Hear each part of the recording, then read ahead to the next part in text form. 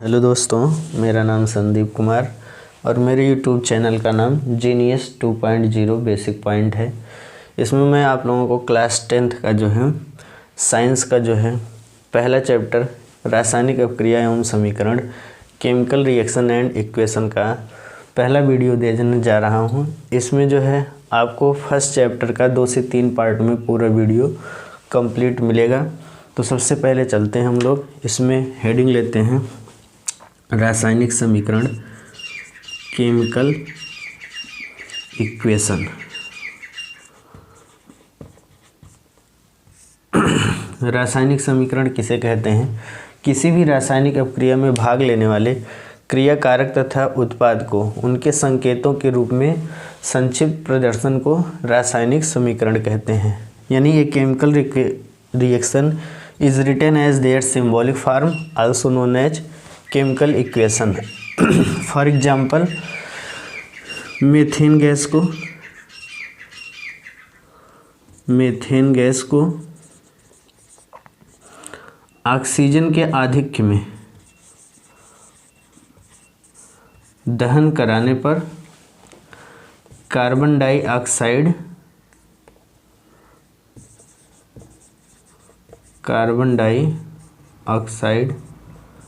और जल का निर्माण होता है।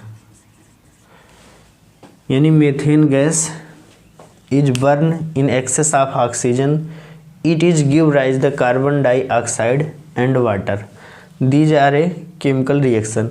अगर इसमें देखा जाए मीथेन जो है और ऑक्सीजन की उपस्थिति में इसका दहन कराया जा रहा है तो यह कार्बन डाइऑक्साइड और जल को उत्पन्न कर रहा है। तो ये हमारा जो होता है केमिकल रिएक्शन है, इसको हम चेंज करेंगे इसके संकेतों के रूप में।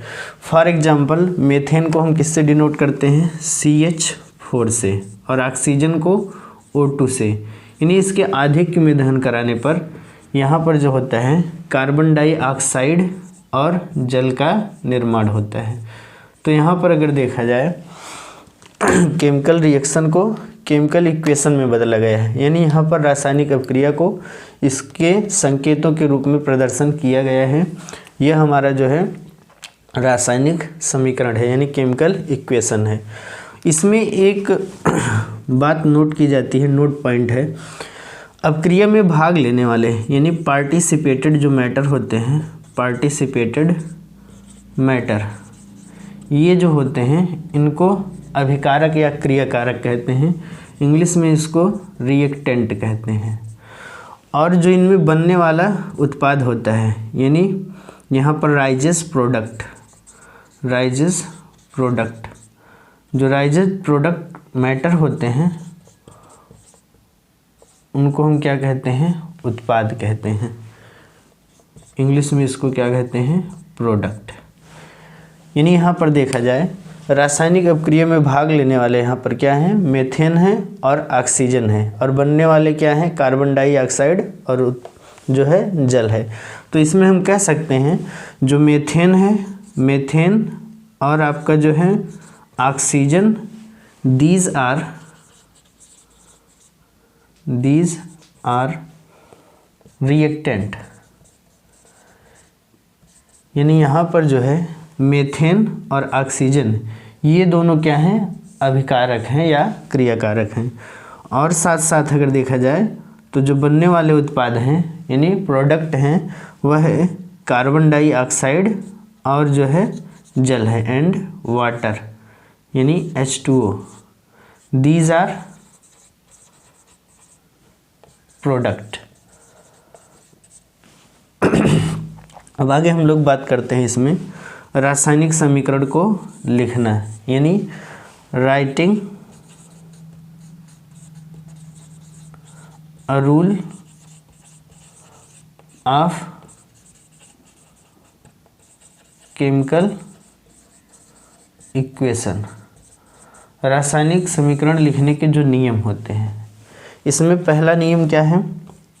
We know before that molecular formula of any compound. अर्थात कहने का मतलब रासायनिक अपक्रिया में भाग लेने वाले जो पदार्थ होते हैं या तत्व होते हैं उनको हमको अणुसूत्र मालूम होने चाहिए। ये इसका पहला पॉइंट होता है। दूसरा पॉइंट क्या है, रासायनिक अभिक्रिया में भाग लेने वाले जो पदार्थ होते हैं सदैव उनको जो होता है उनके आणविक रूप में लिखते हैं। किसमें, यानी इन मॉलिक्यूलर फार्मूला या मॉलिक्यूलर फॉर्म। फॉर एग्जांपल इसमें अगर देखेंगे, जैसे ऑक्सीजन होता है, हाइड्रोजन होता है, क्लोरीन होता है, ब्रोमीन होता है। इन सब को क्रमशः यानी न्यूमरल फॉर्म में हम क्या लिखेंगे, जैसे ऑक्सीजन को O2 और हाइड्रोजन को H2 और क्लोरीन को Cl2, ब्रोमीन को Br2, दैट लाइक आयोडीन को I2 से हम रिप्रेजेंट करते हैं। ये इसका जो होता है दूसरा नियम होता है।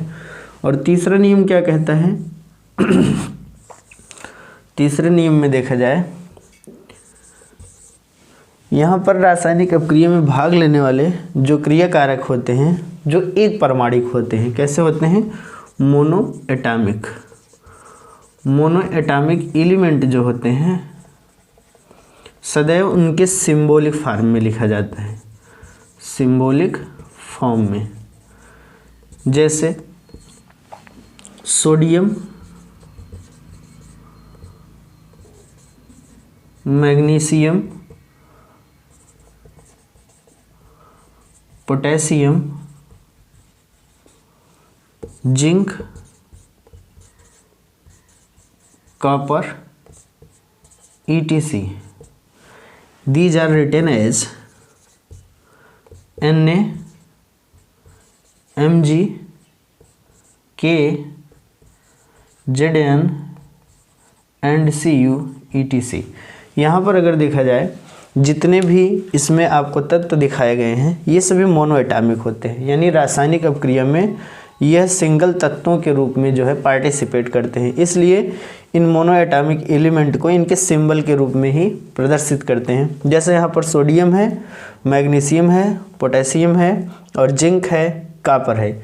इन सबको इनके सूत्रों के रूप में प्रदर्शित करते हैं। जैसे सोडियम को Na, मैग्नीशियम को Mg और पोटेशियम को K और जिंक को Zn और कॉपर को Cu से डिनोट करते हैं।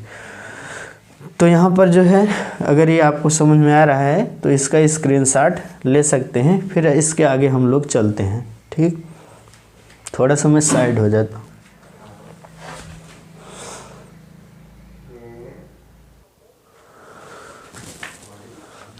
चलिए इसके आगे हम लोग बात करते हैं, डिस्कस करते हैं। जैसे बात यहाँ पर जो है रासायनिक समीकरण के लिखने की जो रूल होते हैं उसको हम लोग रीड कर चुके हैं। अब आगे हम लोग देखते हैं ए chemical reaction change into chemical equation.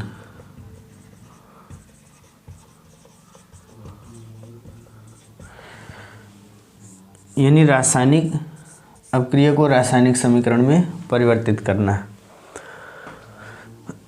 तो यहाँ पर जो होता है मुख्यतः जो होता है हम इसको दो पार्ट में जो है इसको रीड करेंगे। जैसे पार्ट फर्स्ट में क्या देखा जाता है, पहले मूल या ढांचा समीकरण होता है, यानी इसको हम फंडामेंटल और स्केलेटल इक्वेशन कहते हैं। फंडामेंटल और स्केलेटल इक्वेशन कहते हैं। अब देखिए ये फंडामेंटल और स्केलेटल इक्वेशन क्या होता है, ओवरऑल जो होता है इसमें हम लोग इसका एक ढांचा तैयार करते हैं। इसमें कुछ नियम हैं, इनको फॉलो करना पड़ता है। तो चलिए इसमें पहले नियम की बात करते हैं।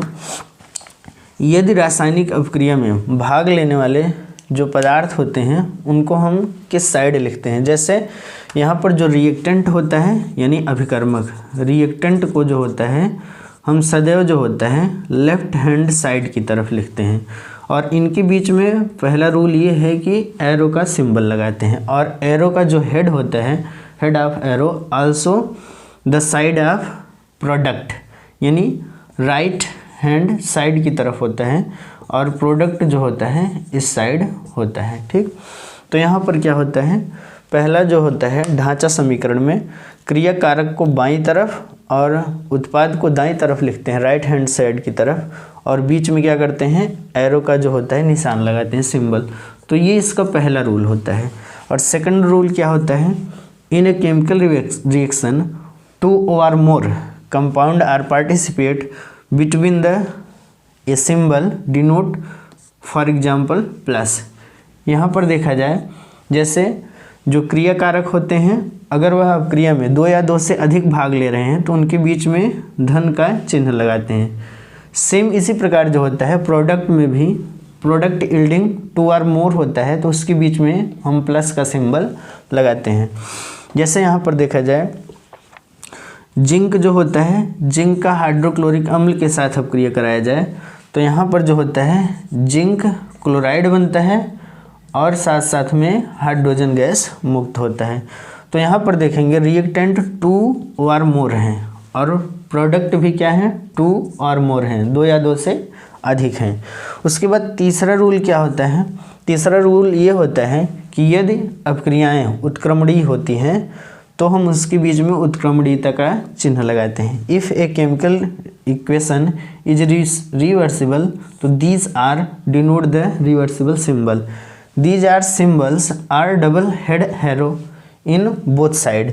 इसमें जो होता है अर्ध शीर्ष वाले 2 तीर होते हैं जिनकी दिशाएं विपरीत होती हैं। जैसे यहाँ पर सोडियम जो होता है, नाइट्रोजन का जो होता है हाइड्रोजन की उपस्थिति में जो होता है, अब क्रिया कराने पर यहाँ पर अमोनिया गैस बनता है NH3।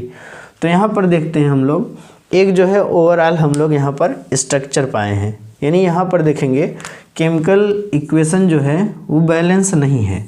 इसको बैलेंस करने के लिए हम दूसरा जो होता है रूल लगाते हैं, क्योंकि यहाँ पर देखेंगे रासायनिक समीकरण जो संतुलित होता है ये तो स्केलेटल है, यह असंतुलित होता है, अनबैलेंस केमिकल इक्वेशन होता है, और आगे चल के इसको बैलेंस करते हैं। बैलेंस करने के लिए क्या होता है, इसका रूल होता है कि both side element are equal, also known as chemical balance equation. अगर देखा जाए रासायनिक अपक्रिया में दोनों तरफ जो इसमें क्रिया कारक और उत्पाद होते हैं उनके तत्वों की संख्या समान हो जाए तो वह संतुलित रासायनिक समीकरण होता है। तो यहाँ पर हमको ये क्या मिला, मूल या ढांचा समीकरण, और इसका जो है आप स्क्रीनशॉट ले सकते हैं। इसके आगे इसका जो होता है दूसरा जो है रूल पढ़ेंगे जिसमें आपका जो है संतुलित रासायनिक समीकरण यानी बैलेंस केमिकल इक्वेशन के बारे में हम लोग पढ़ेंगे।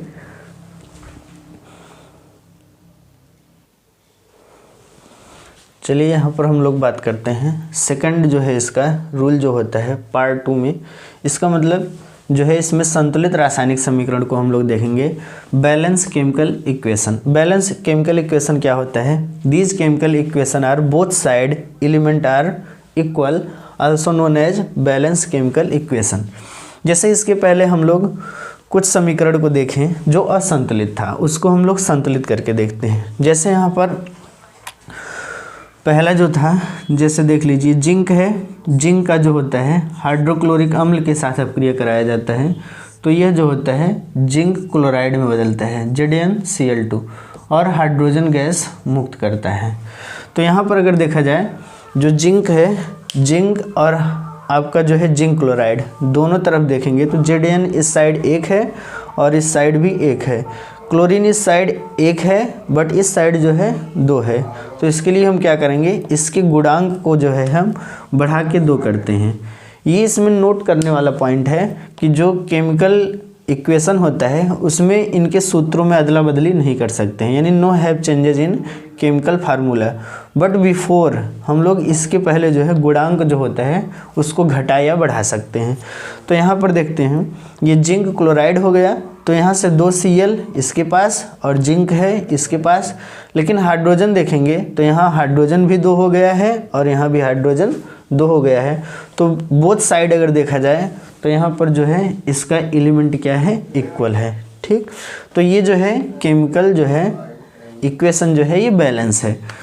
और दूसरा एग्जाम्पल जैसे लिया जाए, अभी यहाँ पर बताया गया था, जैसे रिवर्सिबल में लिया गया, जो आपका नाइट्रोजन होता है और हाइड्रोजन होता है, इससे अपक्रिया करा के अमोनिया गैस का निर्माण किया जाता है NH3 का। और अमोनिया गैस में अगर देखा जाए तो इस साइड हाइड्रोजन 3 है और इस साइड जो है हाइड्रोजन 2 है, और नाइट्रोजन को देखा जाए इस साइड 1 है और इस साइड 2 है। इसका मतलब ये असंतुलित है, तो सबसे पहले हम उसको संतुलित करते हैं जो प्रोडक्ट में सबसे कम हो, लेस देन हो। तो यहाँ पर जैसे देखते हैं, यहाँ पर आपका नाइट्रोजन 2 है और यहाँ पर 1 है, तो पहले हम गुणांक इसको 2 करते हैं, और 2 करने पर हम देखते हैं नाइट्रोजन यहाँ पर 2 हो गया और यहाँ पर भी 2 हो गया, तो हमारा असंतुलित हो गया कौन, हाइड्रोजन, क्योंकि हाइड्रोजन 3 का गुणे 2 से करेंगे, यानी 6 एलिमेंट है किसका, हाइड्रोजन का। तो इसके लिए हम इसको संतुलित करने के लिए यहाँ पर 3H2 लगाते हैं, और 3H2 लगाने पर दोनों साइड देखा जाए तो यहाँ पर आपका जो है एलिमेंट क्या हो गया, इक्वल हो गया। तो ये हमारा जो है बैलेंस इक्वेशन हो गया। और एक एग्जांपल ले लेते हैं, जैसे सोडियम जो होता है, सोडियम को रिएक्ट करेंगे हम जो है आपका जो है वाटर से, यानी H2O से। तो वाटर से रिएक्शन कराने के बाद यह जो होता है सोडियम हाइड्रोक्साइड देता है, यानी NaOH, और जो होता है यह हाइड्रोजन गैस को मुक्त करता है। अब यहाँ पर अगर देखा जाए तो सोडियम जो है 1 है, इस साइड भी 1 है। अगर उसके बाद देखा जाए हाइड्रोजन को, तो हाइड्रोजन इस साइड जो है आपका 2 है और इस साइड 2 1 3 है। ऑक्सीजन कितना है, 1 है। तो इसको संतुलित करने के लिए हम करेंगे क्या, सबसे पहले कम तत्व जो है सोडियम, ये संतुलित है। उसके बाद ऑक्सीजन को देखा जाए, ये संतुलित है। हाइड्रोजन क्या है, असंतुलित है। तो यहाँ पर जो होता है हाइड्रोजन का गुणांक हम बढ़ाएंगे। जैसे यहाँ पर 2 करते हैं तो यहाँ पर देखा जाए जो हाइड्रोजन है वो 4 हो गया, यहाँ पर हाइड्रोजन 3 हो गया। सोडियम 1 है, 1 ही है, इसका मतलब ऑक्सीजन की मात्रा बढ़ गई, amount of oxygen is increase. तो इसके लिए भी क्या करेंगे, इसके पहले हम गुणांक 2 करेंगे। जब यहाँ पर गुणांक 2 करते हैं तो अब देखते हैं हमारा जो है सोडियम अनबैलेंस हो गया, तो इसके लिए क्या करेंगे, यहाँ भी गुणांक हम करेंगे 2। अब देखा जाए कौन कौन से जो है यहाँ पर संतुलित हुए, तो सोडियम जो है, सोडियम 2 है। ऑक्सीजन कितने हैं, 2 है। हाइड्रोजन कितने हैं, यहाँ पर 2 और 2 4 हो गए। इसका मतलब अब ये हमारा इक्वेशन जो है ये कैसा हो गया, बैलेंस हो गया। तो ये जो होता है हमारा संतुलित रासायनिक समीकरण होता है। अब आगे हम लोग इसमें बात करते हैं किसका, यहाँ पर जो होता है जो केमिकल इक्वेशन होता है, इसको कैसे अधिक सूचनात्मक बनाया जाए, मोर इन्फॉर्मेटिव ए केमिकल इक्वेशन। तो इसमें कुछ रूल हैं, इन रूल को हम लोग जो है नोट करते हैं, और इसको जो है आप लोग नोट पेपर पे नोट कर सकते हैं। इसके लिए हम थोड़ा सा यहाँ पर जो है इसको पॉज करते हैं, इरेज करते हैं और आगे चलते हैं। तो आप लोग जो है इसको उतार लीजिए। चलिए हम लोग यहाँ पर आगे बात करते हैं। रासायनिक समीकरण को हम लोग संतुलित कर लिए। अब इसको जो है हमको मोर इन्फॉर्मेटिव बनाना है, यानी making a chemical equation more informative. इसके लिए क्या करते हैं, जो पार्टिसिपेटेड, यानी इसमें कुछ रूल्स हैं। फर्स्ट रूल क्या है, जो पार्टिसिपेटेड मैटर्स होते हैं और फाइनल प्रोडक्ट जो यील्डिंग प्रोडक्ट होता है, उनको उनके स्टेट के रूप में हम लोग कैसे दर्शाते हैं। जैसे जो सॉलिड होता है, सॉलिड को स्मॉल एस से, एंड जो लिक्विड होता है, लिक्विड को इसको जो होता है स्मॉल एल से जो है डिनोट करते हैं, ठीक। और जो गैसेस होते हैं, गैसेस को स्मॉल जी से डिनोट करते हैं। ठीक इसी प्रकार सिमिलर जो होता है आपका एक्वस सॉल्यूशन जो होता है, जली विलेन जिसको कहते हैं, तो एक्वस सॉल्यूशन जो होता है, एक्वस सॉल्यूशन के लिए हम यहाँ पर किसका, AQ का जो होता है सिंबल लगाते हैं। सिंबल क्या, ये शॉर्ट में इसको डिनोट किया जाता है, क्योंकि एक्वस सॉल्यूशन है इसलिए AQ से डिनोट किया जाता है। और सेकंड पॉइंट क्या होता है, सेकंड पॉइंट देखा जाए तो जो इसमें यील्डिंग जो होते हैं प्रोडक्ट होते हैं, प्रेसिपिटेट का फॉर्मेशन होता है, उसको हम कैसे करेंगे। और जो इसमें आपके क्रियाकारक होते हैं, यानी रिएक्टेंट जो होते हैं, उसको कैसे लिखते हैं। जैसे यहाँ पर रिएक्टेंट आपका ले लिया जाए, जिंक हो गया। जिंक को जो होता है ये सॉलिड होता है, तो इसको हम एस से डिनोट करते हैं। और ठीक इसी प्रकार जो होता है इसका जो होता है हाइड्रोक्लोरिक अम्ल से जो है अपक्रिया कराया जाए, चाहे हाइड्रोक्लोरिक ले लीजिए, ये आपका एक्वस सोल्यूशन होता है, AQ होता है, तो यहाँ पर हम इसको AQ लिख सकते हैं। और यहाँ पर जो होगा इसका जो होता है अपक्रिया कराने के बाद यानी आफ्टर रिएक्शन देखेंगे ये ZnCl2 बनता है, ZnCl2 बनता है। तो ये कैसा बनता है, एक्वस बनता है यानी जली बनता है। और यहाँ पर जो होता है आपका हाइड्रोजन गैस जो होता है वो मुक्त होता है, यानी यहाँ पर जो होगा H2 जो होगा वो रिलीज होगा। अब देखिए यहाँ पर जो पार्टिसिपेटेड रिएक्टेंट होते हैं उनके जो होते हैं हम क्या करते हैं भैया, इनके जो स्टेट होते हैं उससे हम डिनोट करते हैं। जैसे जिंक जो होता है ठोस होता है यानी सॉलिड होता है, इसलिए S से, और जो हाइड्रोक्लोरिक अम्ल होता है, एसिड होता है, ये एक्वस होता है, जली होता है, तो इसलिए इसको AQ कहते हैं। और यहाँ पर ये जो प्राप्त होगा, प्राप्त होने पर देखेंगे तो ये एक्वस हो जाता है और ये जो होता है हाइड्रोजन गैस मुक्त होता है। और यहाँ पर अगर बात की जाए तो इसको थोड़ा सा और जो है अच्छा दिखाने के लिए हम क्या करते हैं, जैसे मान लीजिए इसी का दूसरा एग्जांपल ले लेते हैं। जिंक है, जिंक सॉलिड होता है, इसका जो है H2SO4 के साथ जो है रिएक्शन करा दीजिए। यहाँ पर आपका जो होता है इसको जो है ये जली है, AQ से डिनोट करेंगे। और यहाँ पर रिएक्शन कराने के बाद Zn आपका SO4 बनता है, ZnSO4, ये कैसा हो गया, AQ हो गया। और यहाँ पर देखा जाए हाइड्रोजन गैस भी मुक्त होगा, यानी यहाँ पर H2 हो गया। तो ये जो होता है इसका सेकंड रूल होता है। और इसी के आगे जो है हम लोग थर्ड रूल पे चलते हैं। थर्ड रूल क्या होता है इसको हम लोग देखते हैं।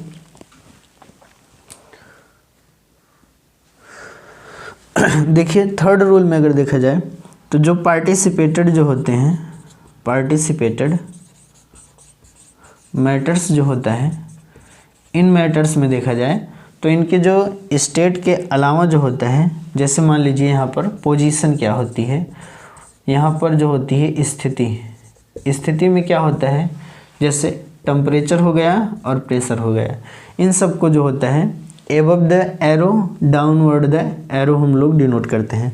फॉर एग्जांपल जैसे यहाँ पर देखेंगे N2 जो होता है इसका जो होता है H2 के साथ जो है अपक्रिया कराने पर यहाँ पर जो होता है NH3 का निर्माण होता है, अमोनिया का। इसके पहले हम लोग इसको जो है संतुलित करके देखे थे, तो यहाँ पर 3H2 होगा, तो यहाँ पर आपका ये बनाएगा 2NH3। अब देखिए इसमें जो होता है जो प्रेशर होता है वह अगर देखा जाए एटमॉस्फेरिक प्रेशर तो 200 ATM होता है, एटमॉस्फेरिक प्रेशर जिसको बोला जाता है। और यहाँ पर जो होता है 500 डिग्री सेल्सियस इसको हीट किया जाता है। और साथ में जो होता है इसमें Fe का पाउडर होता है, चूर्ण होता है, जिससे यह इसमें परिवर्तित होता है। तो यहाँ पर हम क्या इसमें देख रहे हैं, इसमें हमारा थर्ड रूल ये बता रहा है कि 200 वायुमंडलीय जो है दाब है और 500 डिग्री सेल्सियस जो है इसमें ताप है। और ये क्या है, Fe चूर्ण है यानी पाउडर है, इसी की उपस्थिति में यह कन्वर्ट होता है। अब इसके आगे हम लोग जो है पास करते हैं और अगला जो होता है इसमें रूल को समझते हैं।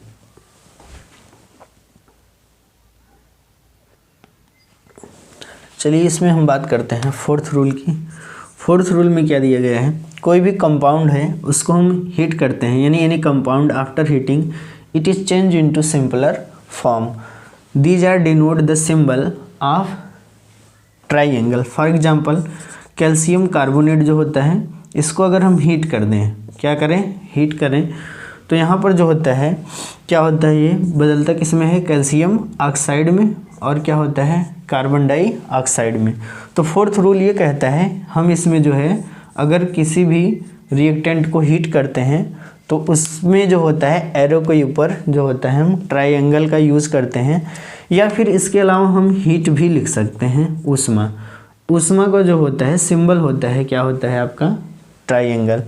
उसके बाद फिफ्थ पॉइंट जो है इसमें देखा जाए सांद्रता को यानी कंसंट्रेशन को रिप्रेजेंट करने के लिए, किसको, कंसंट्रेशन को रिप्रेजेंट करने के लिए यहाँ पर जो होता है with war downward the written as conc, यानी शार्ट में इसको जो होता है कॉन्क हम लोग करते हैं।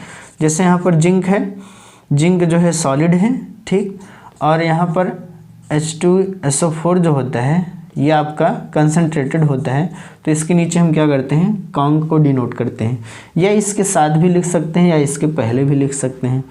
और यहाँ पर जो होता है प्राप्त होता है, इसको आप देखेंगे तो ये जो होता है आपका अवक्षेप यानी प्रेसिपिटेट बनता है। तो इसको जो है हम कांक न लिखकर यहाँ पर जो होता है डाउन हेड एरो का भी उपयोग कर सकते हैं। लेकिन यहाँ पर देख लीजिए, जैसे यहाँ पर ZnSO4 बन गया और ये प्रेसिपिटेट होता है, इसको नीचे की तरफ जो होता है एरो से डिनोट किया जाता है। और जो फ्री जो होता है हाइड्रोजन गैस होता है, इसको G न लिखकर हम क्या करते हैं, अपवर्ड हेड एरो को डिनोट करते हैं। उसके बाद जो 6 पॉइंट है, 6 पॉइंट को देख लिया जाए। 4th जो हो गया आपका हीट और 5th जो हो गया कंसंट्रेशन।